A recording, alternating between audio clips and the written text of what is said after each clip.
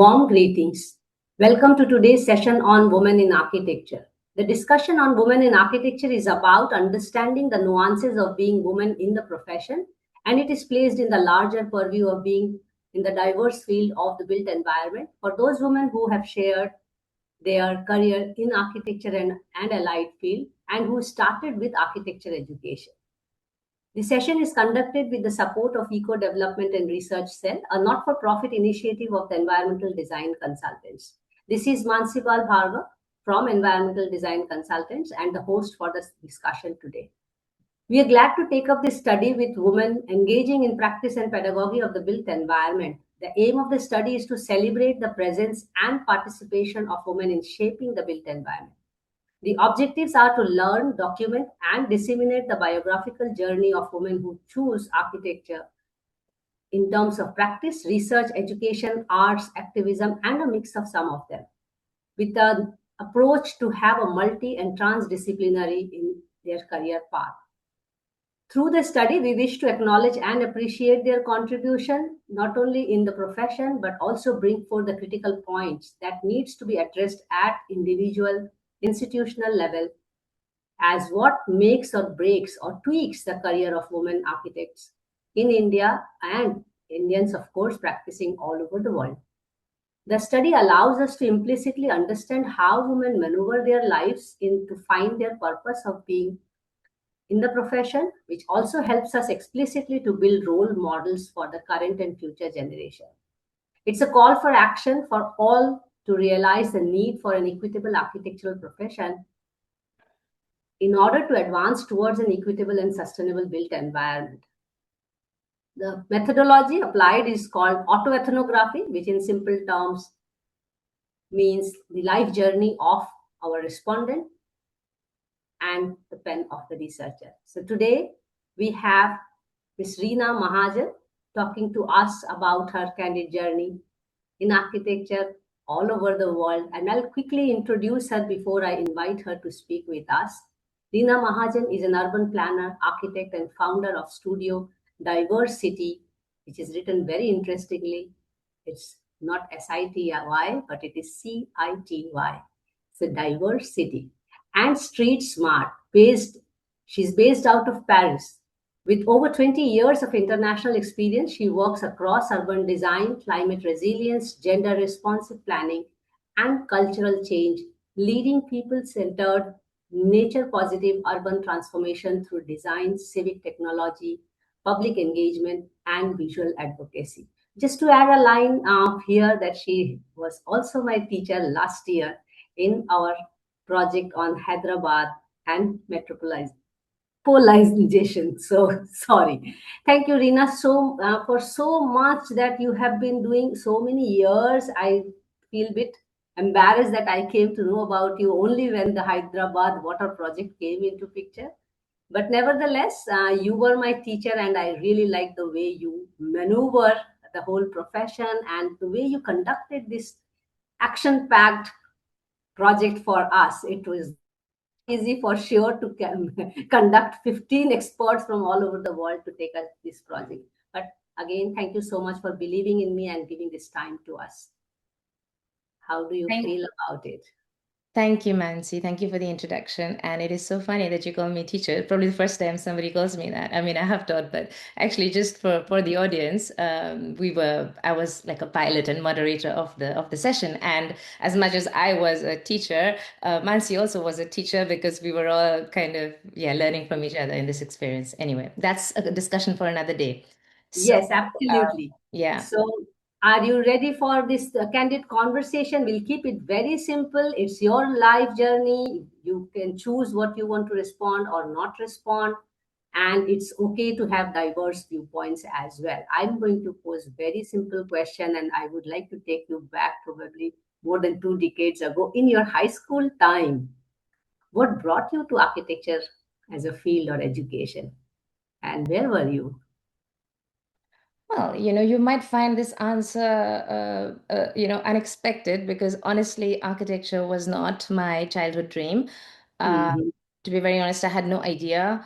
I believe in school I wanted to be an astronaut or something absolutely I remember looking at it in a book and thinking about it. Anyway, I would say when I was in high school, I honestly had no idea. And I'll tell you why I had no idea. It's not because I wasn't a good student. So I was a good student. But at that time, as you might be aware, in India, Yeah. I grew up in India. And so if you were a good student in India, there were very few respectable paths that you could take. Yes. So you could Mhm. be an engineer, doctor, lawyer, perhaps, because respectable people did a certain kind of like, there were these certain jobs.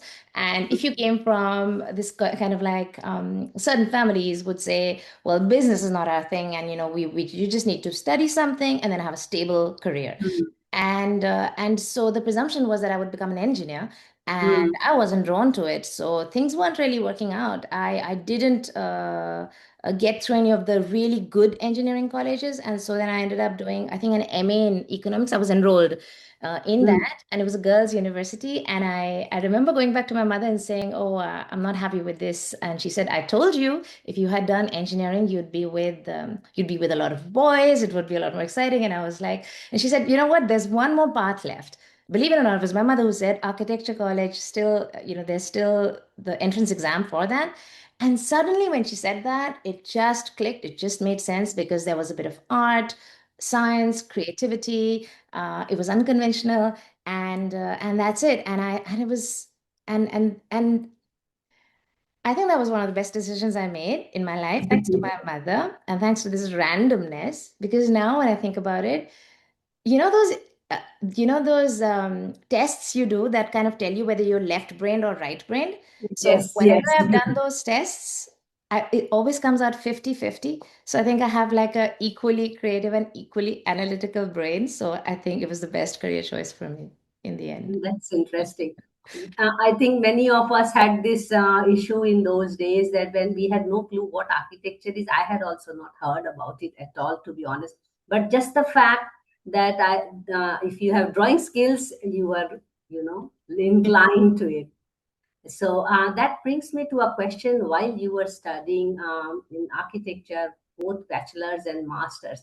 Did you ever feel that being a girl or a woman is going to be different? Or personally, I'll just give example.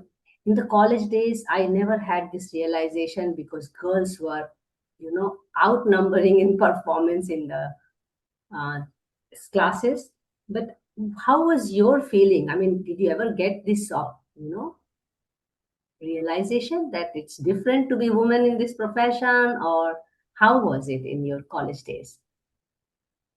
Not in architecture school. I wouldn't say that. I think Mm, architecture school, especially where I studied, in the School of Planning and Architecture, is such a bubble. mm, So any kind of gender imbalances that you're generally aware of, mm, maybe at home, in society, or in general that you're aware of, uh, kind of got broken in that bubble while studying architecture. And like you said, there were many, many girls, there were girls and boys, and we were in this very unconventional environment where we were working day and night. yes. We were learning so much, reading so much. Um, I would not say that I experienced it in at architecture school.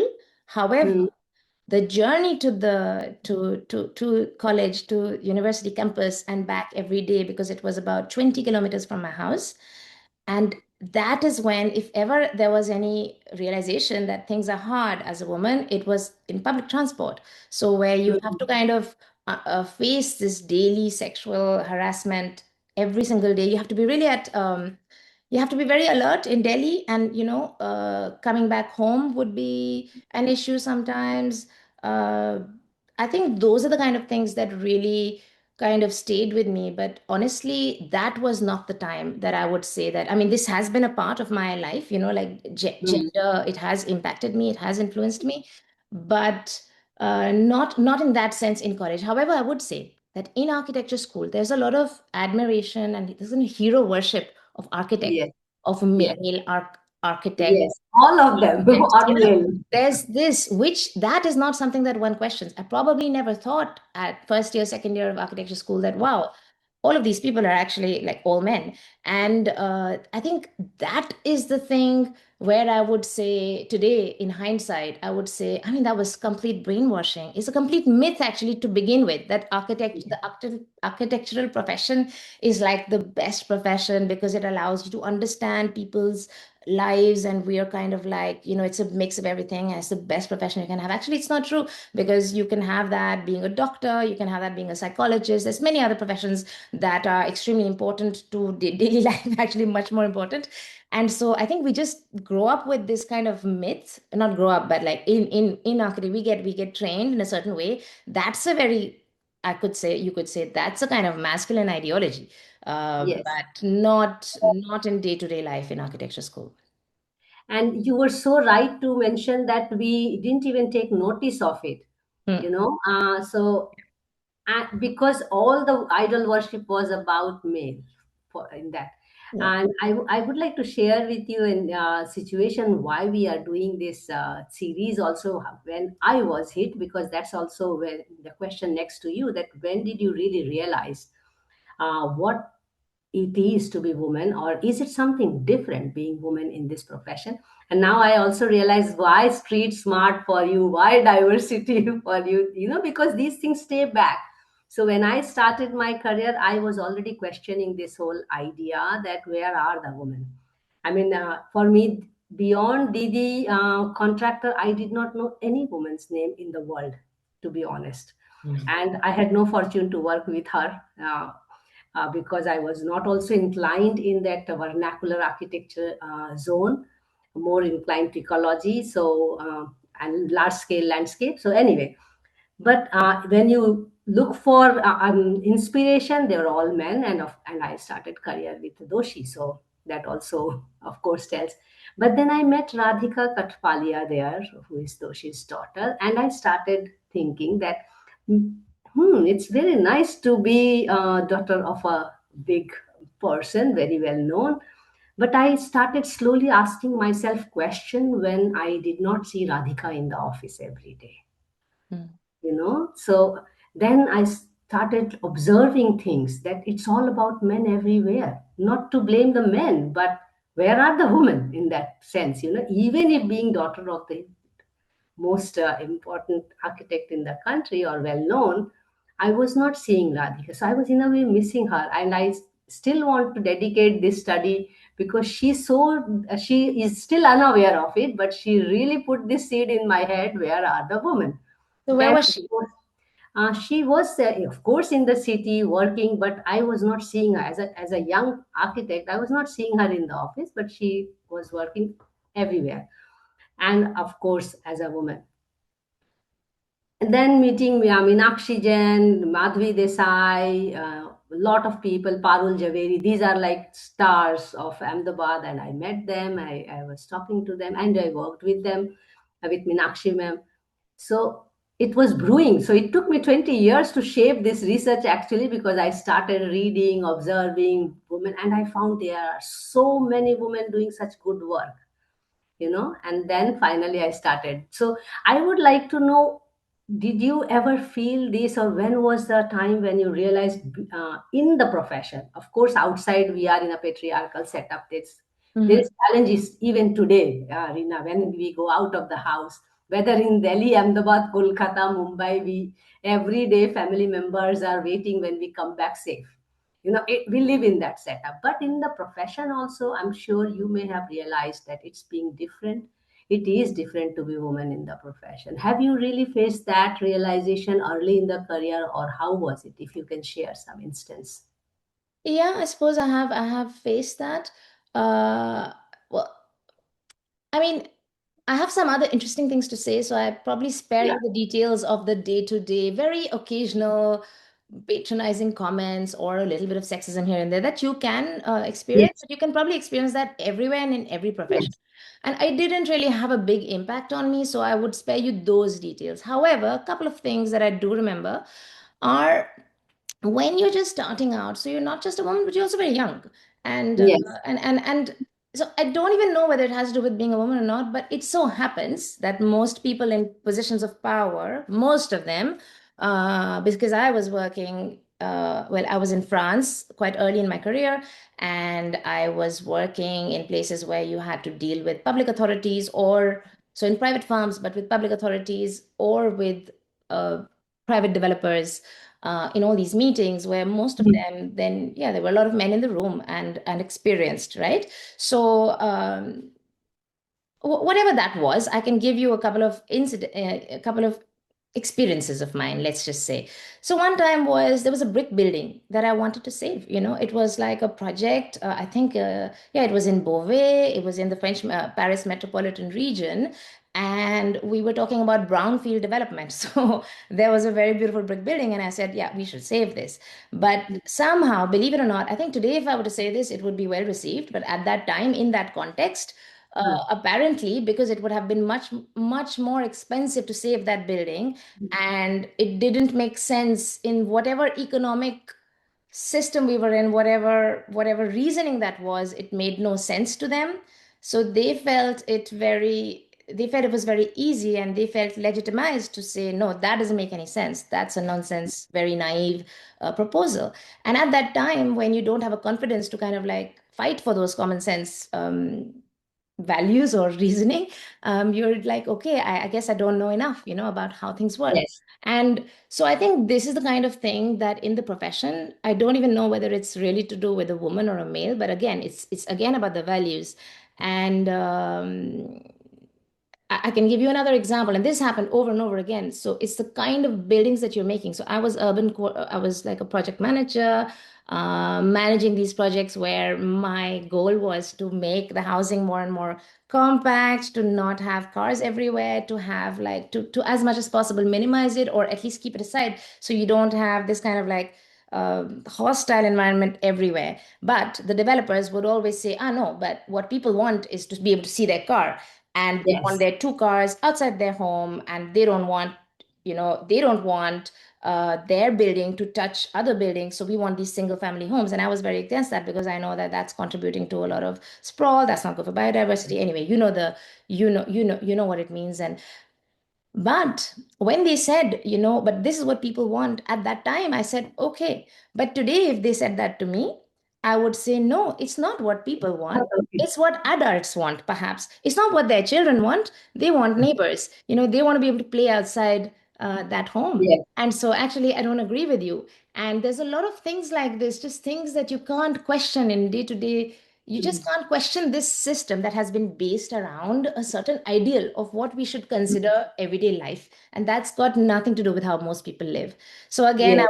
I would say that my experience, wherever I have seen the gender issue, it hasn't been so much literal, that men have said something to a woman, but it's the ideals that they are defending, that were formed at a time when women didn't have a right to vote. Almost Yes. everything that we believe in today, every procurement system, the fact that architectural practice is based on competition, and Yes. not collaboration. Not collaboration. Yes, it is based on almost everything is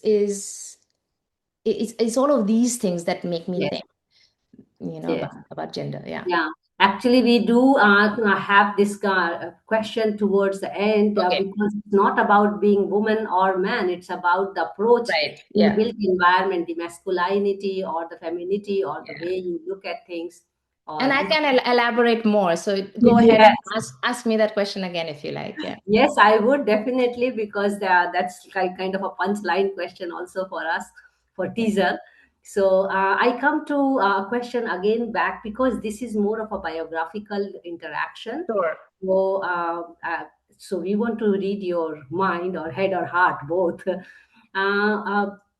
Again, a question about women, because you said you moved to Paris early in your career, and then you of course have your family there and things like that. But then how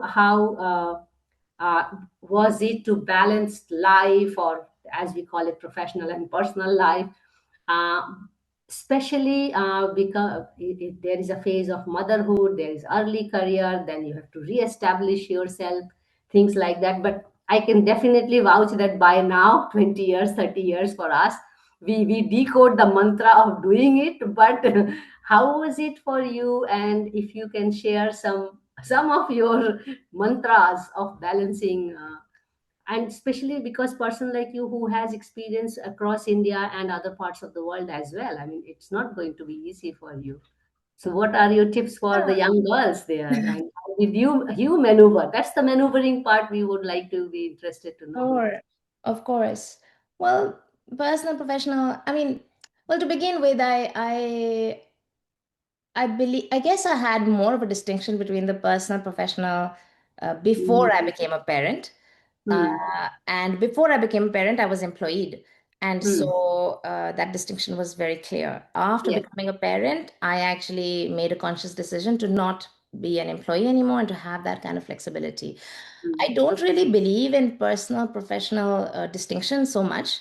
Why? Hmm. Because I probably I'm very lucky to be working in something that I'm passionate about and I really believe Hmm. in. And so it is almost impossible because I in my personal time there's nothing that I love more to do than read about cities But or when I'm walking around, I'm often talking about these things. I'm often talking about these things in the evening with my friends, with my husband. And so honestly, I don't think even making that distinction makes any sense for me because I'm just happy like that. I'm happy yes, with it all being blurred and mixed. And even, when people sometimes say there's a certain professional conduct, a certain way to be, I don't even believe in that because I think even that is kind of inherited from some other ideals. What are these that's ideals? again why masculinity why actually. should we have why shouldn't we not why should we guard our emotions completely in the workplace? Why can't we be who we are? And Hmm. so now I have a completely different idea of how a professional setup even should be. I think we are just Yes. human beings, and if you're spending lots of time working, which I do, I don't want to artificially have any kind of segregation. Now Yes. your other question about how what is your mantra, how do you manage? Well, when I became a mother, I did take a little bit of time off, which was a very good thing because it really made me question a lot of things. And it just so happened that at that time I slightly pivoted my career. And ever since then I've had a lot more flexibility. I must say that after becoming a mother, as most people know, it's like you become very efficient. You Yes. really Time management becomes yes. much more efficient. And so I think that, in a way, you can just actually work better. One, you can use your maternity leave to really question everything that you've been doing, to really Yes. question it. So The you don't have to reflection put time to time. think, and it kind of is an opportunity for you to just revisit your like career path and perhaps there's something you might want to change. And then after that, for me personally, I know there's a lot of thing about like quality time with children, but Hmm. children also need, for me, I feel, and most people are not able to do that in a job. I fully appreciate and understand that, but it's not the fault of it's the fault of the system. I don't know. I feel that when young children, they demand quantity of time and not just quality. You need to Yes. sometimes be there for them when they need you.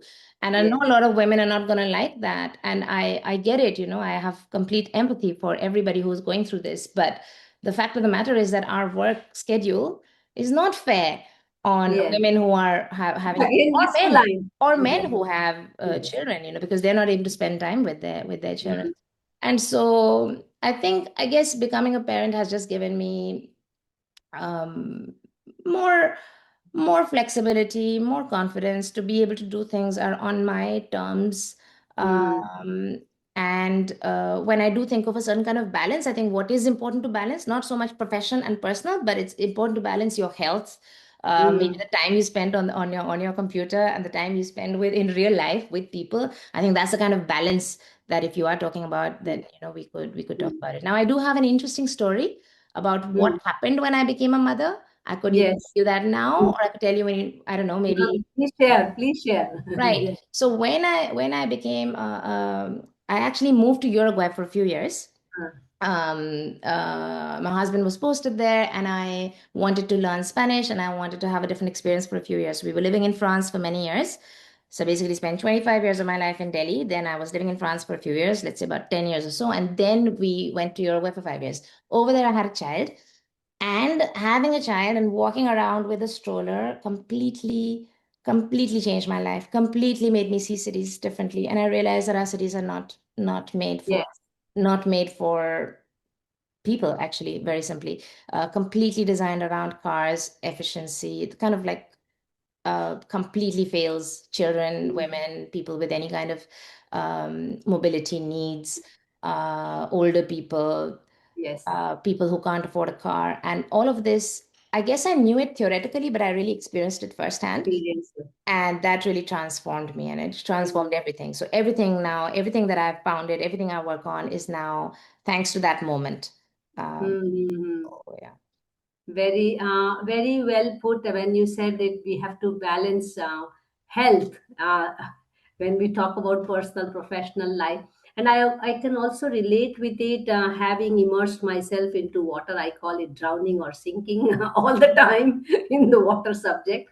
It's very difficult if you find your purpose or passion than to distinguish between where is the personal life and professional life going, because we actually live the profession, which is a very, I will say, very lucky situation. And that is where another question also comes into picture, that we probably are some of those lucky people or privileged who could find our personal life, professional life, our passion converging at one point, and then it's really living every day. I mean, every work, whether you are cooking also, like for me, like when I'm cooking, I'm thinking about the farmers, how much water it consumed in the vegetables. So, you're just living it so much. It sometimes feels like for me as an infection or disease in a way, but I can so much relate with it.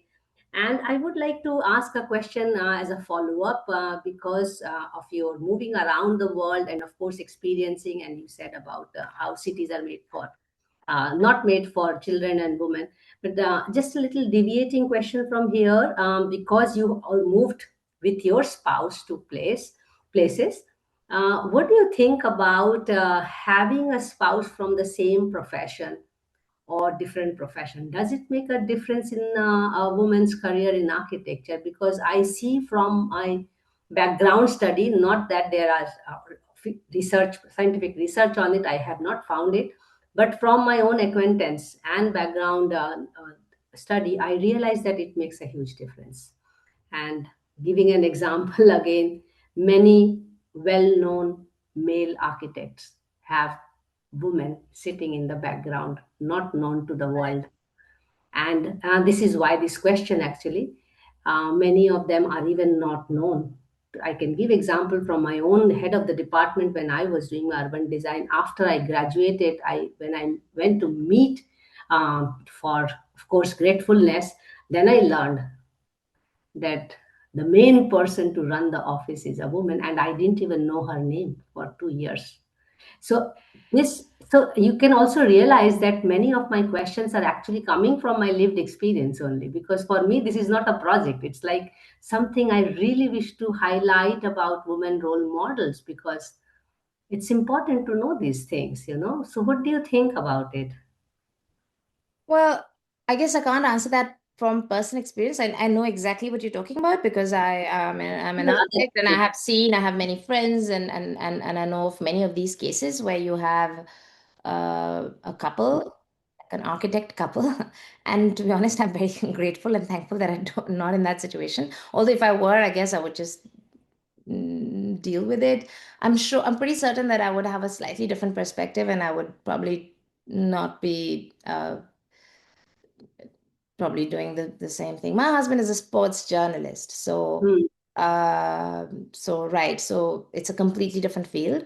Uh, I do think that is a I do think that works. That works for me because we do have shared values around, he loves cycling, and we have shared values around public space and how cities should Hmm. be. So we do talk about those things. Uh, I write a lot now. I express myself. I do a lot of Yes. communications. So he can challenge me in certain ways, and I can he can critique me. So in my personal life, I don't have that situation, but I do understand what you mean. Hmm. Yeah, I won't. Unfortunately, Experience. won't be able to Yes, give of you any course. examples. Yes, Yeah. of course, of course. Yeah. Uh, um, that actually also gives a very interesting way to look at things, because when we talk about our personal space, and we are talking about professional space, people like you and me who are not making that distinction because we live it. I'm sure there are also moments and decisions that may have been taken either together or individually by you, which shapes you. Because I now recall you were also mentioning how things changed in your motherhood period because you started looking cities Hmm. differently and all. But I would like to know a little bit more in that aspect as life changing moments and decisions that you made, which shapes you today, who you are, and we look up to you as a person, really, as a role model. So would you like to share some things as what decisions you took? Maybe they are you. It was not right then, or whatever. It may be wrong decision, right decision, but it Hmm. shapes us. Whatever we do. Yeah, of course. Yeah. So please Yeah, share. I mean, there's no wrong decision, It's Yes, like you make a decision and you then make a decision. you just deal with it and you make the most of that decision. I would say so. I guess I've already shared the fact how I became an architect quite accidentally or thanks to my mother, which was one, I guess, important um, life-changing decision. Uh, Another one would be probably going to France. That Yes. also didn't happen. Didn't happen. I didn't plan it as such. It's just that the first building that I worked on, Hmm. my first office, architectural office, it was with well, it was ABRD Architects and also Stefan Pommier. I mean, I don't know if you know him, but he's Yes. quite a well-known architect in Delhi. He's based in Delhi, but he's French. And so in the architecture in the office, there were all these French books, and then we were the building, the Alliance Française, when it was Yes. finished, I was going to site, and I was like, wow, I can learn French, and I learned French. I was really dedicated. I would go in the morning at 7:30. I think my class began. I would learn French. Then I would go to the office. And at some point, I realized that education in France, higher education in France, is very inexpensive. And that really motivated me to go there and study. So I guess that was an important turning point in my life that I left India. And I did want to travel at that time. I thought it would be like for a couple of years. It just ended up being, I mean, I don't know forever, but for many, many years. And so that was an important um, decision in my life.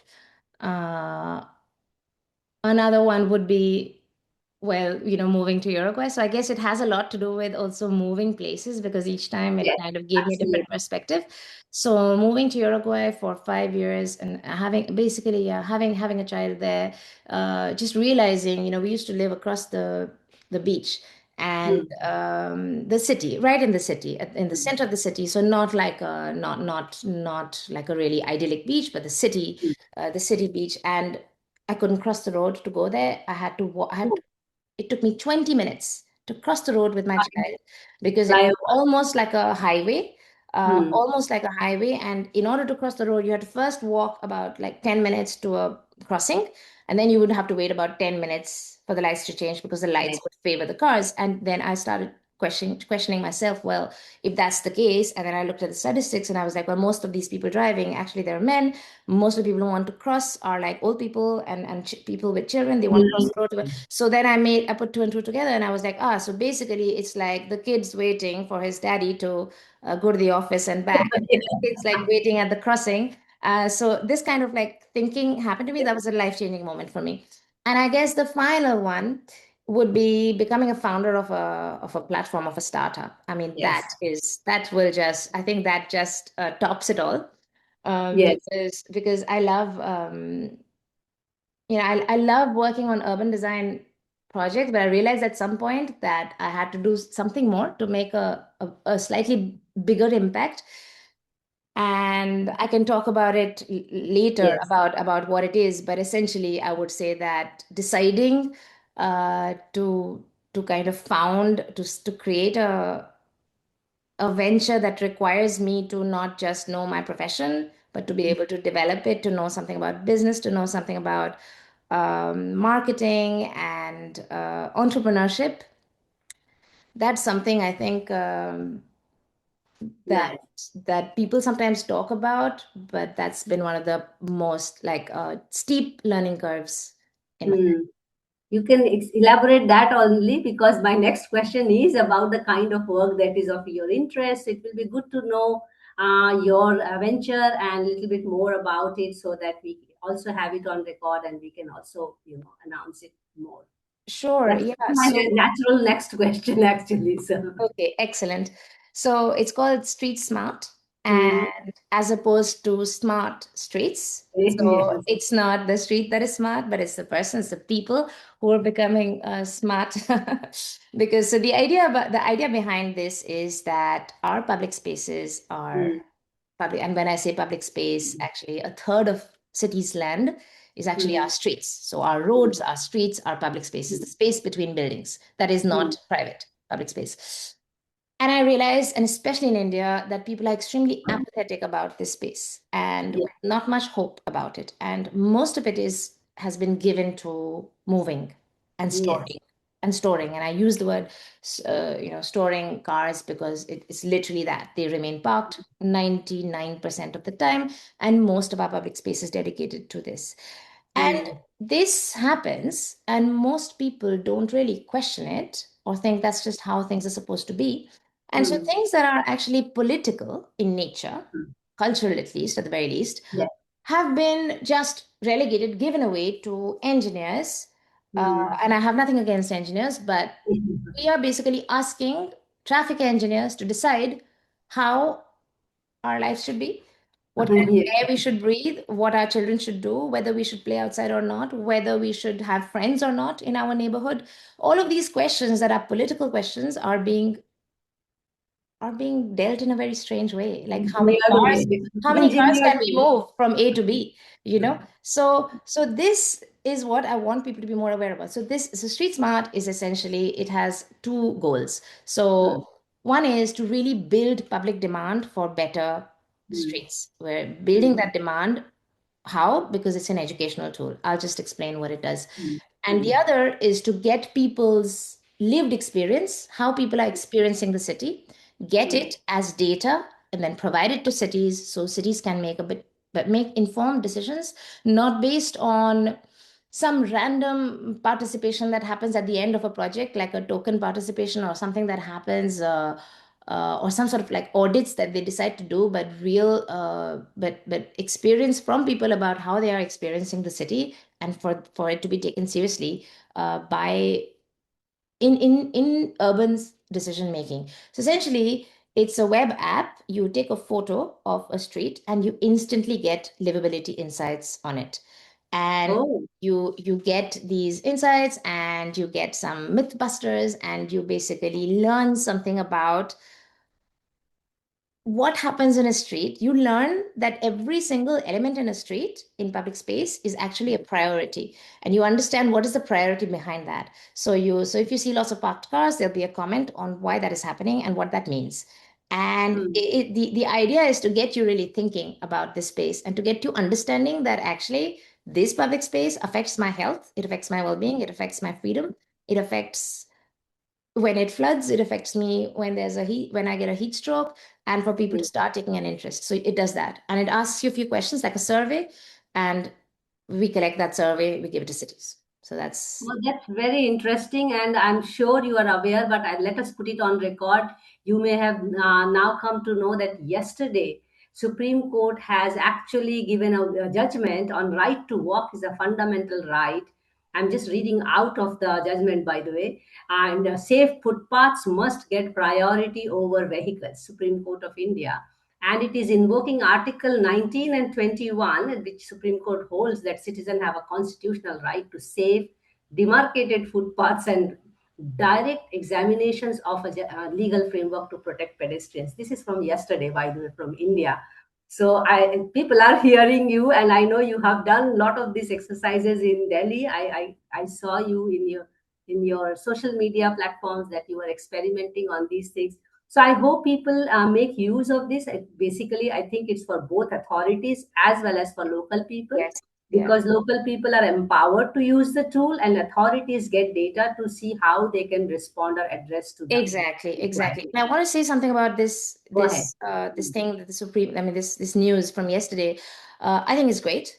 But I must say that when I read it, I also read a lot about that means providing good footpaths. And I just want to say this, and I said this as well somewhere on LinkedIn yesterday, that footpaths does not equal walkability. I mean, Good, you know good this. pedestrian A lot of space. people know this, but you can have excellent footpaths, but if it's not interesting to walk, if it's too long, if it's too complicated, if it's got like a 4-lane highway next to it, you are not going to walk. Couple of things people must understand is, so first and foremost, yes, we do need the footpaths, but secondly, we need to plan for walking. And we're not Yeah. planning our cities for walking, we're planning our cities for car dependency. And that's something that we really, really need to take seriously, I think, in India. Like, it really, really important, because we're basically living in some sort of, I mean, in some cities, it's very close to a dystopic situation. It's very, very Yes. hostile, very, very hostile. I come from Delhi, and I can say that if every breath you take, if it is poison to inhale this air that is there in the city, then how can we talk about form, beauty, shadow? Like, how can we talk about architecture if like, if your daily life is so difficult? So anyway, so Yes. this is what I had to say about walking. And then there's one other thing you said. Right. And then about Street Smart, I just wanted to say that it is a free tool. Right now, it's private beta. We're going to go public in like a couple of months. In September, it is going to be a public platform. It will always be free for people to use. And we're also looking for volunteers. So That's if people nice. can, feel free to DM me. But we're Oh, all that's doing this really voluntary. Even I'm nice. doing it right now. As of now, it's bootstrapping, Yeah, basically. oh, very nice. And congratulations and best wishes to take it further. We Thank you. come back to the discussion on women again in this conversation, but it is good to know what is brewing today, these days with you. And it is such an important thing because when we talk about, who shapes the built environment, we started this conversation also from there, the very idea of masculinity or femininity. My next question is actually for you to speculate, imagine, or predict, or do whatever you like to. But imagine the architecture profession was predominantly led by women designers or architects or planners. Do you think cities would have looked different? And if so, how cities would have been different than today? You made an example of Delhi, and Delhi is choking with not only heat waves, with water pollution, with air pollution, you name it. There is also aesthetic pollution. Hoardings are hanging everywhere. But how do you think? I mean, of course, this question is based on a prejudice from my end. Uh, and I started with this point that the profession is male dominated. I deliberately did not use the word masculinity, to be honest, in this research, or femininity, because I'm keen to do a biographical journey of women, and not question the masculinity and the femininity of the built environment or architecture Right. per se. So there's a difference, and it was a bit difficult for me in the beginning to make this distinction to people that, look, I am not looking at architecture study, I am looking at women study. This is a woman study matter. This is not even gender study, because gender also includes other genders. So I'm doing Right. human studies. But still, this question becomes relevant for me when I look at the numbers. The leading numbers of architects are male still. And I then relate it with the kind of city we have, you know. So Yeah. that is why this question. What do you think? Imagine a situation 10 years, 20 years before or after. All the leading names in the country are women architects. How would cities look? Will there be difference? So there's a couple of things here. So the reason we have, well, one reason why we have so many male architects that are also famous is because the time when architecture was a glorious profession is Mm, also a time when, like I said, I think I mentioned this, that women did not even have the right to vote at that time. mm, When when the most famous architects that we talk about at that mm, time, it would not have been possible. So mm. at that time, if you say if there were women, would it be possible? Would s- I don't know, like 50, 60, 70, 80 years ago, if we had, would we be able to have women in power? But let's say hypothetically. This is a Uh, hypothetical yeah. question. We are So never let's going say, to achieve right. it. So let's Yeah. say hypothetically it were to happen. Um, I still would need to know from you, is our society different? Is it a patriarchal society, or is it not a patriarchal society? It Because is a patriarchal if it's a society. patriarchal society, then women are going through the same architecture schools, in the same professional systems, the same Yes. competitions, same kind of workplaces. So we are taught in architecture school what is considered serious, what is considered prestigious, what is valuable. And Yes. those values are today, the Mm, values the city is built on mm, are mm, control, mm, management, scale, mm, proportion, authority, speed, big gestures, big projects, mm, and this kind of like glorious mm, situation where we're building these, at least at mm, that time, building objects. And so mm, if women were to, if women at that time were to do the same thing, then I'm not so sure. So, because I often think that sometimes women end up producing the same systems because they feel the pressure to kind of mm. play by Yes. the same rules. And that's why Mm, I'm asking you again and again, is it a patriarchal society? Because if it's not, if in this society many years ago, if women are put in charge, and women traditionally are kind of in charge of daily life care, then yes. they would think about safety, they would think about well-being, they would think Mm, about children, they would think mm, about play, they would think about nature, ordinary stuff, ordinary routines. And then the city might have been built around ordinary life. And if the city was built around ordinary life rather than glorious buildings and this commute between work and yes. home, uh, if anybody had asked the person the question, like when whoever said, okay, let's zone, anyone had said, is zoning compatible with children? Answer would be no. You know, No, children were not part of the built nothing, nothing. environment in So, city. so if you had asked women, I mean, I would say the likelihood that they Mm, would consider children and older people, because they're often mm, looking after children and looking after older people, they would probably think about the likelihood that they would think about these things is higher. mm, So, but then again, I'm hesitant to say that, you like give it in the hands of women and things will be okay. Although historically it has happened, and just coming back to the present, you may mm, say that women are not as well known as architects, but actually I would argue that today, if you think about the cities that are making the biggest changes and the most radical changes, the people behind those changes are women mayors. For example, absolutely. Anne Hidalgo, who's the mayor of Paris, who Mm, has radically transformed the city and has radically reduced the air pollution, made it much better for cyclists, for children, for families. Just quality of life has increased mm, dramatically. That's a woman. She's famous, and so are many others who are doing that. So I again, I know that you're talking about.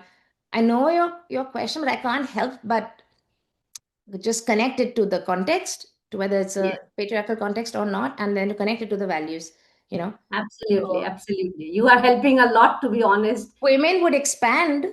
I mean, women or qualities that are not traditionally. It's hard to talk about these things. If we could expand the questions, about what is considered important, Yes. I think Vidhaja has very different city. You know. Absolutely. Actually, because you brought the question of mayor, and this is how this candid conversation happens. Actually, my next question is on leadership, and I so much agree with you when I look at leadership in that sense. Whether I go to Iceland in terms of political leadership, I'm talking about right now, but the question is on architectural leadership to you. New Zealand, and during Corona, we saw all the countries which were led by women had a very different approach to dealing with Corona time and other things, and so on and so forth. And the radical changes you are talking about, we have seen it in Iceland, New Zealand, and other countries, Germany for that matter, where Yes. I'm sitting there today. Uh, I would also actually wish, not that I wish tomorrow all the leading women architects are women or the profession is led by women, but even if I, let's say, in a hypothetical situation, it's a dream for me to arrive to that situation. I will feel that then and then only I will see the profession is equitable in terms of headcount. Let's keep it very simple in economic terms. In terms of very well-known women architects Yeah. as equivalent to well-known male architects, which is still not the case. So if I'm targeting that, it's like, high school, you target for 100 marks, you get 80 marks. Mm-hmm. So that is why this question, imagine if there are more women or the profession is led by women architects. And then the leadership question comes to you that, okay, I understand we have a patriarchal society, we have more, anyway, even if women are, leading it, because they are trained in that setup, they work in that setup, they end up doing the same things as we are now facing. But still, my question, because it's a biographical discussion, what actually kept women architects away from the limelight? Why didn't you and me grew up knowing many women architects? So I'm basically talking about how you build your career where people are known. See, if I am not knowing role models as women, I'm already in a back foot in terms of thinking whether women can make it to the top in terms of leadership. Because Mm-hmm. leadership is not only having the name, but leadership also makes a difference in the decision making, in shaping the built environment. I mean, we know now Brinda Samayaji, and few more in still in the country. I will struggle to find big names. And by the way, that is why these conversations are happening, that at least I will have 100 names to tell my students when I'm going out Right. there. When I actually started this research, I was going places all over the country as a public speaker. I would ask students, which I conduct a workshop on women in architecture, by the way.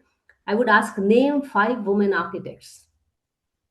Students struggle to name 5 women architects even till date.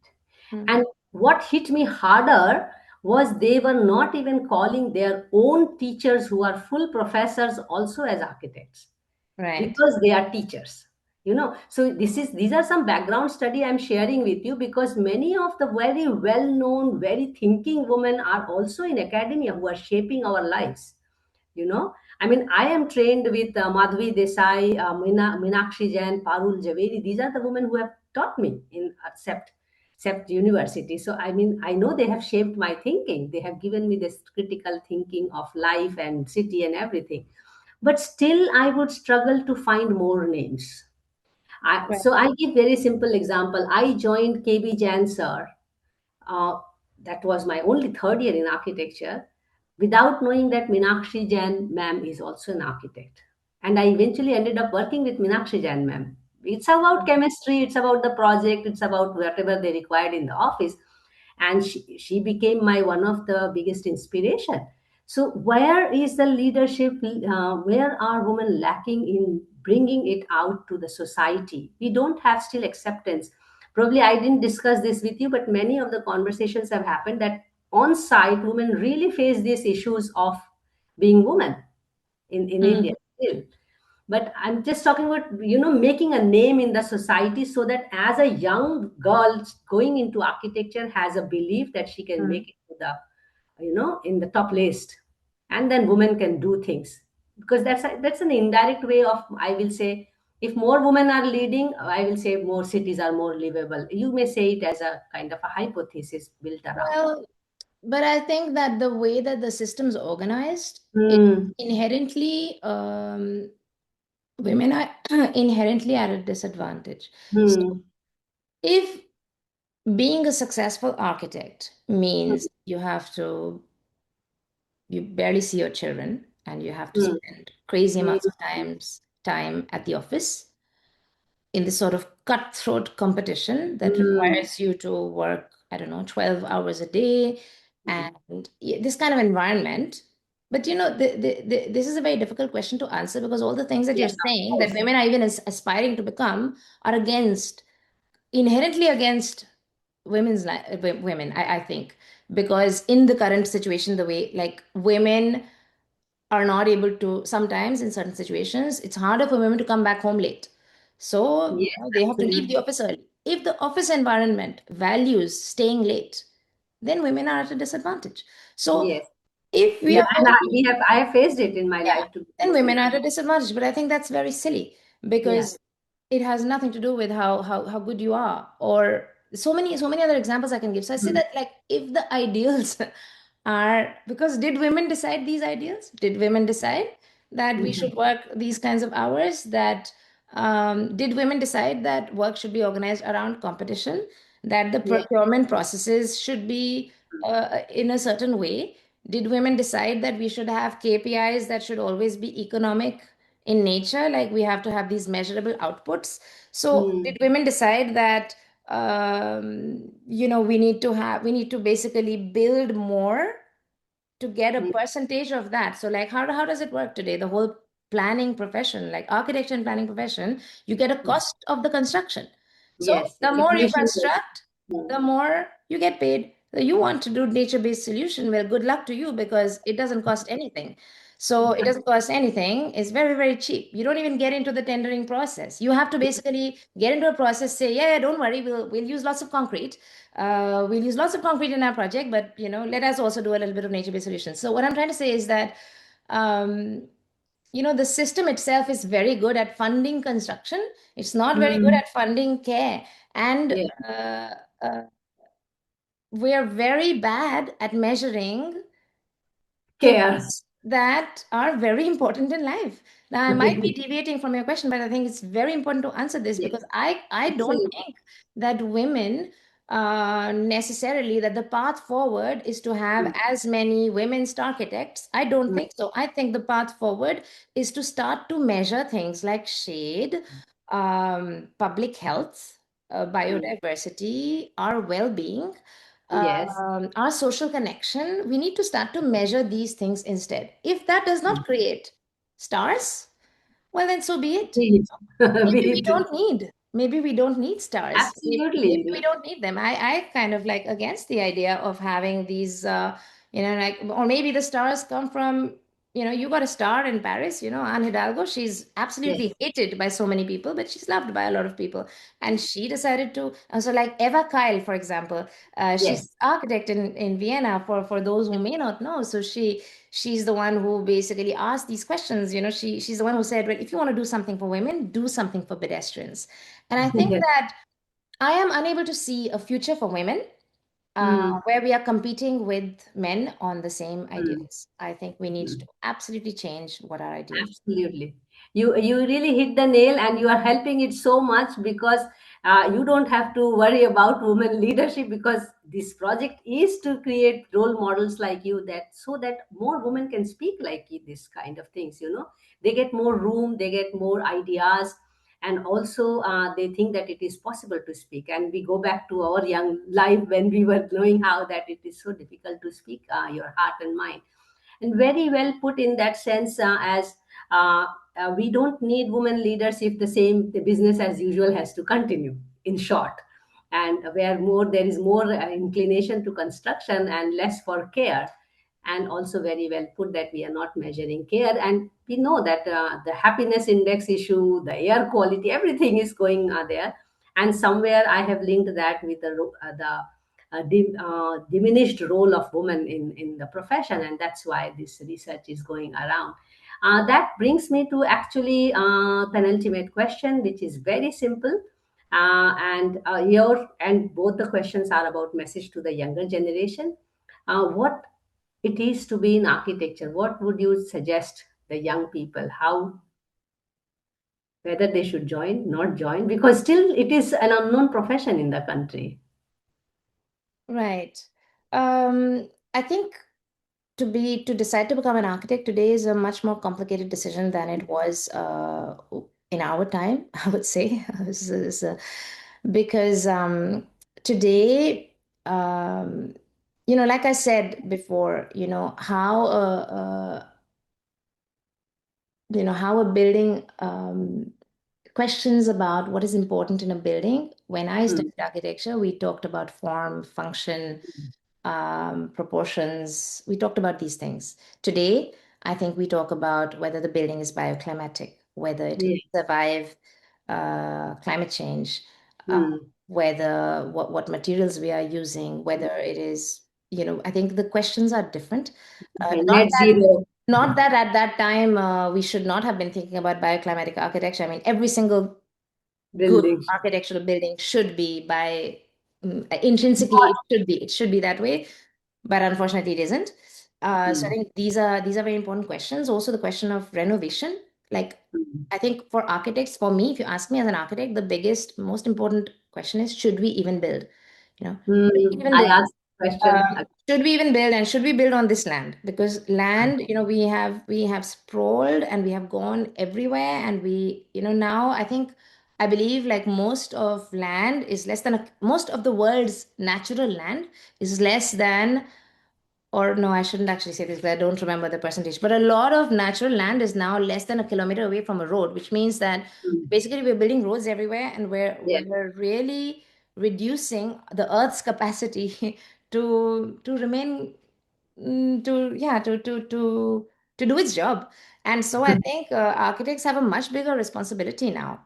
They Mm. have to think about extreme heat, flooding. They have to think about climate change. They have to think about biodiversity loss and urbanization. So like they have to think about all of these questions. So I think they have Mm. a much bigger responsibility. And renovation, should they Yeah. be perhaps a lot more? Because at that time, renovation was considered like a bad architect's profession. Yeah. Like if you weren't good, But you would more more construction. about construction. And I believe that has completely changed now. Yeah, absolutely. And I felt so privileged even 30 years ago, having worked with Meenakshi Jain and KB Jain sir, that they were so convinced about conservation, you Yeah. know. And I think now it's all about it. And I so much agree with you. And the reason why I work in water sector is also because I don't think we need to build more, to be honest. We need to restore more of ecology and Yeah, things like that. absolutely. Oh, and I just remembered that, yeah, because you're our water, right? Um, I didn't mention, but I would like to mention him. His name is DJ Larry. This was one person who was like a mentor to me. He was one of my employers, and he was all about water. Actually, you should meet him. He taught me to look at any project, any architectural project or any urban project, to first ask the question, how does the water flow and what does the drop of water want? Absolutely. Like, what does it Absolutely. want? And the first thing you ask, like nothing about, no connections, nothing, like, how does the water flow? And the first thing we would do is find out because water always flows predictably, and to Yeah. first find out how the terrain is and really like respect it, and not make any action on any terrain without first knowing how water is flowing in it. So that was really helpful to me in understanding just completely different relationship between the built environment. So I think architects today have to be a lot more humble. I think they Absolutely. really need to put water, nature, all of these things first, and Absolutely. much more humble positioning, I would say. Absolutely. And you already made very two important remarks in this term that we have to move beyond competition and get into collaboration, which is still not there in the architectural space, Yeah. actually. So that is extremely important. And I now realize I actually missed a question on inspiration, but you did mention now. So I will reach out to you for our water series. But of course, your mother is also your inspiration, as you had mentioned. That brings me also to the last question here, again, addressing to the youth. And it's about engendering the profession, because I mean, I'm looking at the numbers, and that's why I'm talking about it today. Still more, there are now more girls or women joining architecture profession, but the number is not that good when they go out of the Mm, profession, sorry, out of the education into the profession. yes. So it has to do with the work environment. It has to do with, by the way, women leadership. That's from my studies, I can tell you. It has to do with the kind of work on the field and many more things. And of course, patriarchy, is the umbrella reason behind it. So, what are the simple things we should do? And it's not focused to girls or women, girls or women. Simple work environment ethics that can make women more comfortable. That's So, engendering profession. sure. I think so, you know, if we want, we could do it in a way that would kind of make certain, Mm, how do I put it? Like, I don't know, change the syllabus or do mm, certain things. mm, I'm not an expert in all of mm, that. So I would only just, I guess I would just answer based on my intuition. mm. Absolutely. I think that we will have more success Mm, in having more women stay in the profession. mm. Yes. We start. broadening what we consider important. So, Yes. or important knowledge. So, in Mm. architecture schools and in architectural practice, we spend a Mm. lot of time actually studying buildings and studying architects. Yes. But we could spend more time Life. studying life, yeah, studying life, studying nature, studying water, studying how different people experience places differently. For example, like we are taught to look at these standards, which now I Mm. realize uh, that most of them are based on nothing. Like, oh, we Mm. should have, like, I don't know, if you have a stadium, we should have, like, I don't know, X number of parking spots for X number. It's based on nothing. And it's Mm. completely random. Most of these standards, many of these standards are completely random. Like, even things like, anyway, I won't get into that. But what I mean to say is that we could spend much more time understanding how different people experience life differently because it would make us much better architects. We could spend more time listening to children, older people, people Mm. whose lives are very different from our own, just to build more empathy. And the reason I'm Mm. saying this, and you Mm. yourself said it, you mentioned also collaboration, listening and Mm. understanding. If we change this about our profession, I think the whole profession itself would become a lot more inclusive. And Mm. I can guarantee that you would have more women able to be in the space, because the more you talk about these things, the more you meet these kinds of people, you meet more you get out of this bubble, the Mm. more the absurdities of extreme work environments that are not compatible with daily life will get revealed and will get balanced, I think. Yeah, absolutely. These conversations can go on and on. We love to do that, and I'm caring about your time as well. We have gone overshot, but nevertheless, thank you so much, Reena, for this wonderful and candid conversation. This is how it is meant to be. At our research, we are not really seeing that having more women will actually engender the profession, and it came out so clear in this conversation. And it is about the values which also came out very clear, that we carry in the profession. So the issue of being a woman or men should not arise, to be honest.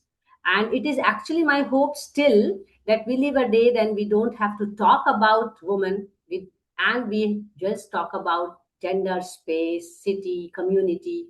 So this research is a small step towards attaining that goal of equitable profession, and it is set on this disclaimer that equitable profession will bring equitable society. It may be wrong or right. That is something which is not in my control, or anyone's control for that matter. But the more I'm interacting to people like you, enlightened soul, I will say, I think it is enlightening me as well. And I am realizing the deep contribution you people are making, not only in engendering the profession and practice, but also delimiting it and redefining the way we should look at cities and communities from the diverse perspective. Thanks a lot, Rina, for this enlightening interaction. May you remain inspiration, and I'm really grateful that you could take out time and share your endeavors and life for that matter. And wish you all the best for your city smart city, smart Beauty, street, diversity, and everything street smart. around diversity. Thank you Um, so much. please take care, and we see you soon somewhere, maybe in Europe or India or online. Wish you all the best. That Thank would you. be great. Thank you so much. Thank you You so take much, care. Mansee, for having me. Bye. Bye.